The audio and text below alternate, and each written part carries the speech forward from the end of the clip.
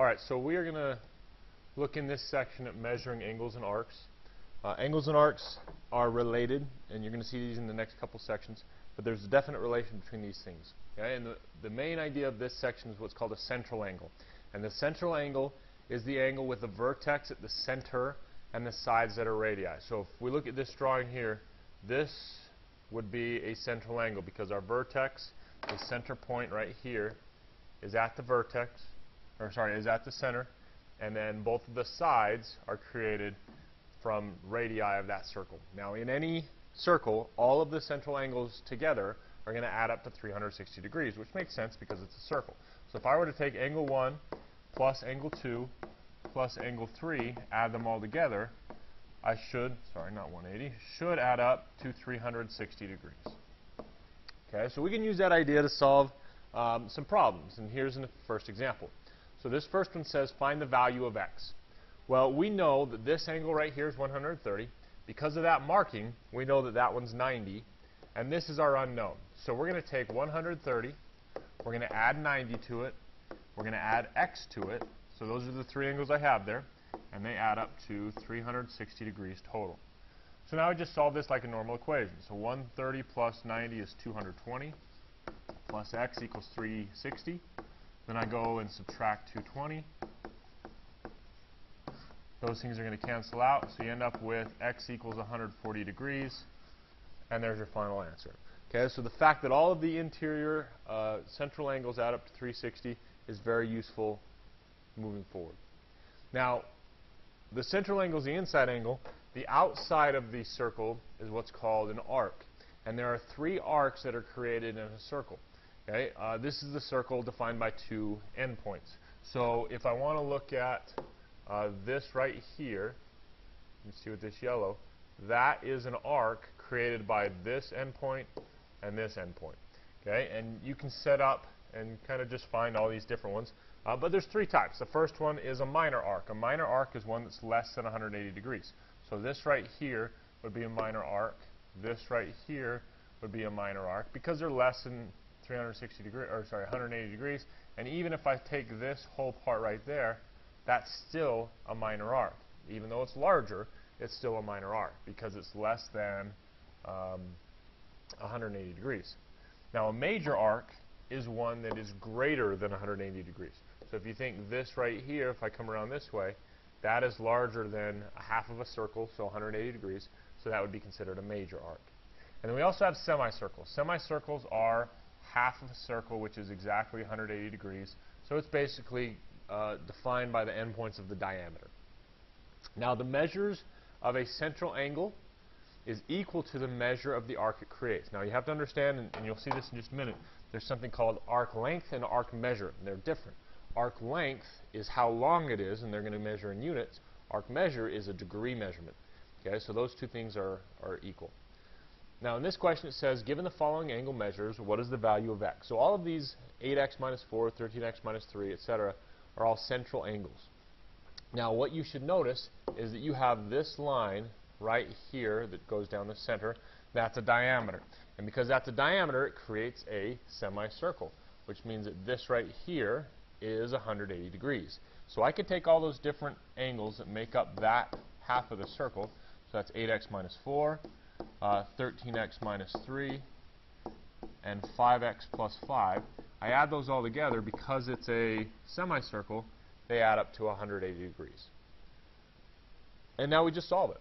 So we take the 8x, the 13x, and the 5x. Well, 8 and 13 is 21, plus 5 is 26, so that's 26x.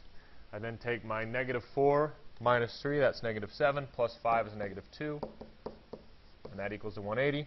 And then I just solve this. So add the 2 to both sides. You've got 26x equals 182. And then you can do 182 divided by 26, and you end up with x equals 7, and there's your value of x. Okay, now read and make sure you're paying attention to what the question's asking. This one says, what's the value of x? Now, if I were asked, what's an angle, I could just substitute it back in. So 20 times 7, this one would be 140. 5 times 7 is 35, plus 5 would be 40, and you can keep going from there. Okay, so just kind of understand that if it's asking you for one thing, you can solve it, but you can go further by substitution. All right, next one. It says find the measures of each arc that represents the sport below. Now, here's how we're going to do something like this. We're not given any angle measures. We're just told that each of these sports make up a certain percentage of this overall pie. Okay, so if you look at the way this works, we know that the whole thing's 360 degrees. And volleyball, because that's the first example, volleyball is 25% of that. So if I were to take 360 degrees and multiply that by 25%, it's going to give me how much of 360 degrees that is. Okay, now 360 times 25%, when you're multiplying by percentages, remember you have to move your decimal. So 360 times 25, it's the same thing as just dividing by 4, and you end up with 90 degrees. You know, obviously that picture's not drawn to scale, that's not a 90-degree segment, but you get the idea.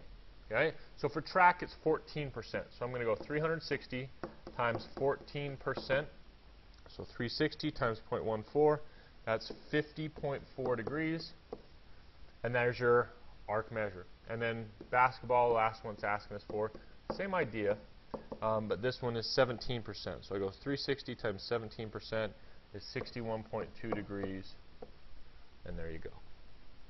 Okay, so that's how that works. Based on the questions, you just kind of have to understand and pay attention to what they're asking for. All right, final one here. This is where we get into something called arc length, and this is a distance. So this is actually using units of measurements to figure this out. So the formula for this is x over 360. Now x is your degree measure, so your angle. So whatever that happens to be. Then you divide that by 360. You then multiply that by 2 pi r. Now r is your radius. Now 2 pi r might look familiar. That's your circumference. So what you're doing is you're just taking part of your circumference to figure out how big that arc is. Okay, so for this first one, you've got an angle of 45 degrees. You've got a radius of 3 centimeters. So we just substitute that in. So we go 45 over 360 is times 2 times pi times 3. And then you just put this through your calculator. So 45 times 2 pi times 3, and then you divide that by 360. That gets you an arc length of 2.36 centimeters, and there's your solution. All right, so final one here. On this one, they give you a diameter of 14. So what you have to understand is with the diameter, you've got to cut that in half, and that tells you your radius is 7. Okay, so we've got a degree of 80, and we go from there. So 80 over 360 times 2 times pi times our radius, which is 7. So we take those, multiply them all together, and you end up with a arc length of 9.77. Our units are meters, and there's your solution. So that's how these angles and central angles and arcs kind of work. Okay, central angles and arc measures are exactly the same. Arc length is using that formula. All right, if you have any questions on this, please contact me, and I'll help you out any way I can.